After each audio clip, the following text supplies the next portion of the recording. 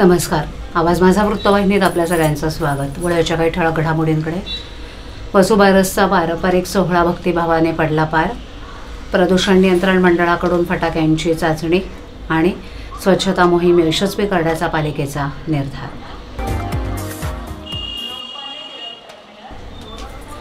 सालाबादाप्रमाणे यावर्षी देखील आदिवासी श्रमिक संघर्ष संघटनेच्या वतीनं दिवाळी सणाचा पहिला दिवस वसुबारस पारंपरिक पद्धतीनं मोठ्या उत्साहात साजरा करण्यात आला. ठाणे जिल्हाधिकारी कार्यालयाच्या प्रांगणात उभारण्यात आलेल्या आदिवासी तारपाधारी आदिपुरुष अर्धपुतळ्याचं पूजन आणि अभिवादन करून कार्यक्रमाची सुरुवात झाली. या सोहळ्याचं पूजन संघटनेचे संस्थापक अध्यक्ष हंसराज लक्ष्मण खेवरा यांच्या हस्ते करण्यात आलं. यावेळेला उपस्थित समाजबंधू आणि भगिनींनी एकमेकांना वसुबारस आणि दिवाळीच्या हार्दिक शुभेच्छा दिल्या. पारंपरिक उत्साहात आदिवासी कलाकारांनी तारपा नृत्य सादर करून वातावरणात आनंद भरला. कार्यक्रमाप्रसंगी उपजिल्हाधिकारी रुपाली भालके यांची उपस्थिती सोहळ्याची शोभा वाढवणारी ठरली. तसंच संघटनेचे पदाधिकारी अमृत सुरकरसो, तुकाराम वरठा, हेमंत जाधव, रमेश डोळे, निलेश महाले, जितू भोये, शिवाजी धामोडे, हरी पागेरा, केशव भोये, सुनील भुतकडे, प्रकाश जाधव, रमेश हावरे, सुनील भांगरे, रामदास चव्हाण, गणेश जनाठे, नीता पागी, अंजली काकरे इत्यादी महिला आणि पुरुष पदाधिकारी कार्यकर्ते मोठ्या संख्येनं उपस्थित होते. सकाळी 9:30 ते 10:30 वाजेपर्यंत झालेल्या या कार्यक्रमाला ठाणे जिल्हाधिकारी कार्यालयाचे अधिकारी, कर्मचारी तसंच ठाणे नगर पोलीस ठाण्याचे विशेष सहकार्य लाभले.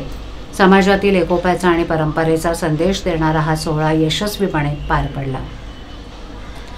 फटाक्यांच्या आतिषबाजीशिवाय दिवाळी साजरी करणं उत्सवप्रेमींना शक्य होत नाही. त्यामुळेच या सणाचा उत्साह द्विगुणित करण्यासाठी मोठ्या प्रमाणावर फटाक्यांचा वापर होतो. मात्र हेच फटाके हवा आणि ध्वनी प्रदूषण करणारे ठरू लागल्यानं महाराष्ट्र प्रदूषण नियंत्रण मंडळानं 125 डेसिबलपेक्षा जास्त आवाजाच्या फटाक्यांवर बंदी घातली. फटाके उत्पादन करणाऱ्या कंपन्यांना त्याबाबतचे सक्त निर्देश देण्यात आले असून नियमांचा भंग करणाऱ्या कारखाने आणि विक्रेत्यांवर कठोर कारवाई केली जाणार आहे. प्रदूषण नियंत्रण मंडळाकडून ठाण्यात 25 प्रकारच्या फटाक्यांची चाचणी घेण्यात आली. प्रदूषणावर नियंत्रण आणण्यासाठी महाराष्ट्र प्रदूषण नियंत्रण मंडळानं पुढाकार घेतला आहे. बाजारात विक्रीसाठी आलेल्या फटाक्यांवर मंडळाची नजर असून प्रदूषण पसरवणारे संशयित फटाके ताब्यात घेऊन त्यांची मोकळ्या मैदानात फटाके फोडून चाचणी घेण्यात आली.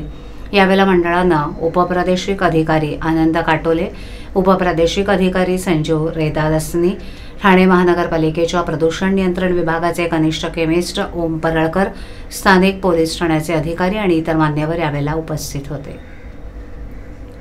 स्वच्छ भारत अभियानात सर्व विभागांच्या समन्वयानं स्वच्छता मोहीम यशस्वी करण्याचा ठाणे महापालिकेनं निर्धार केलाय.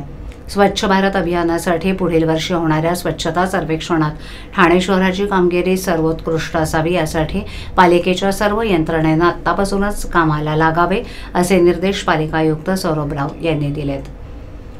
स्वच्छ भारत अभियानाच्या तयारीच्या दृष्टीनं मार्गदर्शन करण्यासाठी पालिका आयुक्त राव यांच्या अध्यक्षतेखाली बैठकीचं आयोजन कैलासवासी अरविंद पेंडसे सभागृहात करण्यात आलं होतं. सर्व विभागांच्या समन्वयानं स्वच्छता मोहीम यशस्वी करण्याचा निर्धार या बैठकीत करण्यात आला.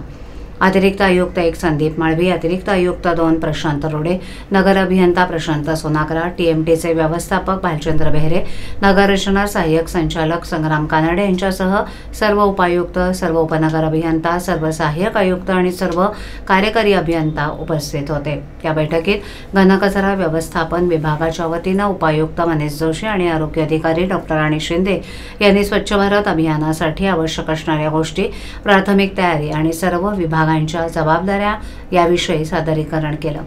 पालिका क्षेत्रात स्वच्छता राखणं हे आपलं मूलभूत कर्तव्य आहे. त्याकरता अधिकारी आणि कर्मचाऱ्यांना प्रोत्साहन मिळावं यासाठी केंद्र सरकारनं स्वच्छ भारत अभियान आणि राज्य सरकारनं माझी वसुंधरा अभियान या स्पर्धांचं नियोजन केलेलं आहे. आपण आपलं काम गुणवत्तापूर्ण करण्याची आवश्यकता आहे. दैनंदिन स्वच्छता, सार्वजनिक शौचालयांची दिवसातून 4 वेळा नियमित सफाई, शौचालयांची आवश्यक ती दुरुस्ती, सुस्थितीतील रस्ते, पदपथ, दुभाजक उद्यानं या गोष्टींचा एकत्रित परिणाम शहराच्या स्वच्छतेवर होतो. याची जाणीव ठेवून सर्व विभागांनी उत्तम समन्वय साधून या मोहिमेसाठी काम करावं असं आयुक्त राव यांनी स्पष्ट केलं. राज्याच्या विविध जिल्ह्यात झालेल्या अतिवृष्टीमुळे शेतकरी देशोधडीला लागलाय. शेतकऱ्यांचे अश्रू पुसण्याऐवजी हे सरकार फसव्या घोषणा करतंय.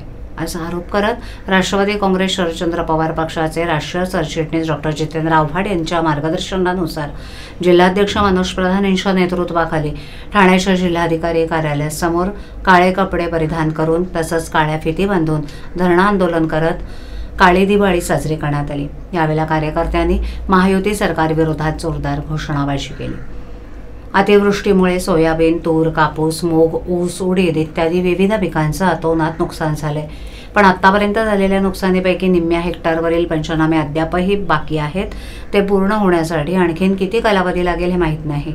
अतिवृष्टीनं काढणीला आलेली पिकं वाहून गेली, गोठ्यातील दुभती जनावरं, बैल, शेळ्या, कोंबड्या वाहून गेल्या, तरी या सरकारनंही अद्याप मदत केलेली नाही।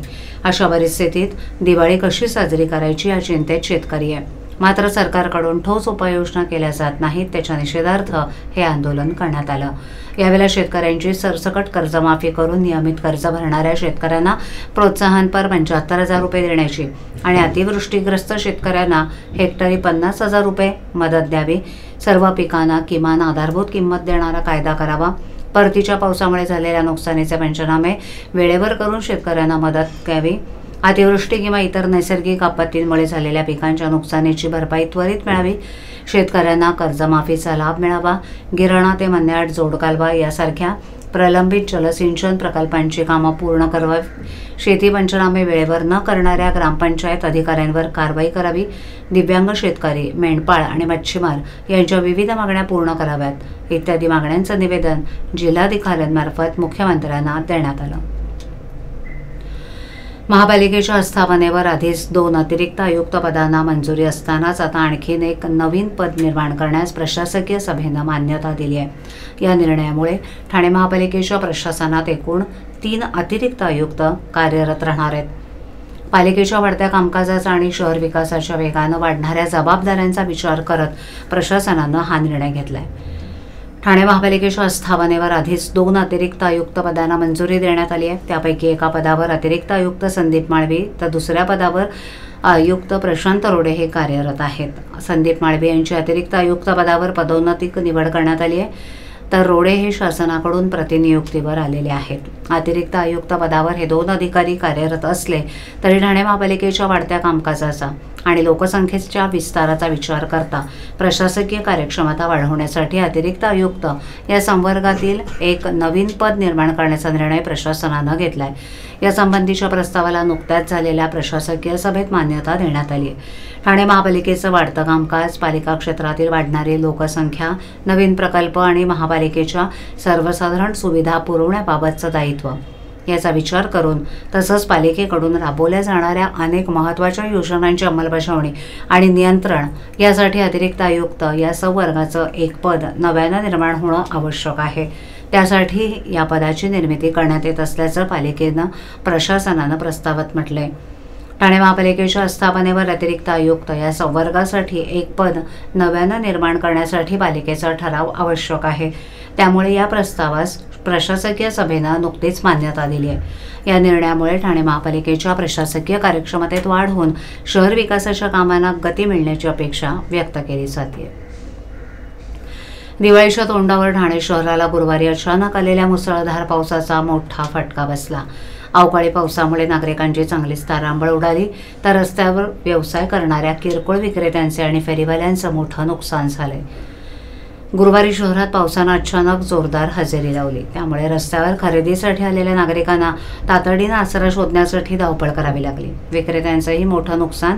दिवाळीसाठी लागणाऱ्या वस्तू विकण्यासाठी रस्त्याच्या कडेला दुकानं लावणाऱ्या फेरीवाल्यांचं या पावसामुळे मोठं नुकसान झालंय।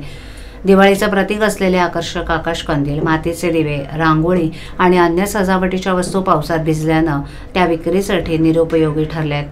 त्यामुळे विक्रेत्यांना मोठा आर्थिक फटका बसलाय। पावसामुळे खरेदीसाठी आलेले ग्राहक आणि विक्रीसाठी बसलेले विक्रेते या दोघांमध्येही तणावाचं वातावरण दिसून येतंय। दिवाळीच्या सणाला काहीच दिवस शिल्लक असताना या अचानक आलेल्या अवकाळी पावसामुळे ऐन खरेदीचं वातावरण बिघडलं असून बाजारातील उत्साह काहीसा मंदावलाय।